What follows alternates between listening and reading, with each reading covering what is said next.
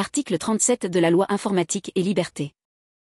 Sous réserve du présent article, le chapitre 1er du titre V de la loi numéro 2016 à 1547 du 18 novembre 2016 de modernisation de la justice du XXIe siècle et le chapitre 10 du titre 7 du livre 7 du Code de justice administrative s'appliquent à l'action ouverte sur le fondement du présent article.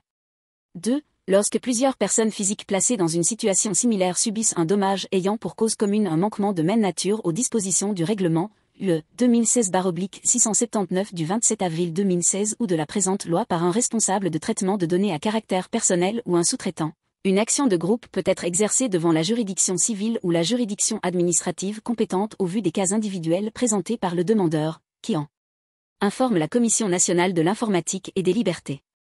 3. Cette action peut être exercée en vue soit de faire cesser le manquement mentionné au 2, soit d'engager la responsabilité de la personne ayant causé le dommage afin d'obtenir la réparation des préjudices matériels et moraux subis, soit de ces deux fins. Toutefois, la responsabilité de la personne ayant causé le dommage ne peut être engagée que si le fait générateur du dommage est postérieur au 24 mai 2018. Car, peuvent seules exercer cette action.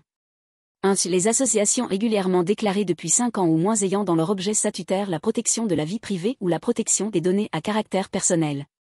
2. Les associations de défense des consommateurs représentatives au niveau national et agréées en application de l'article L. 811-1 du Code de la consommation, lorsque le traitement de données à caractère personnel affecte des consommateurs.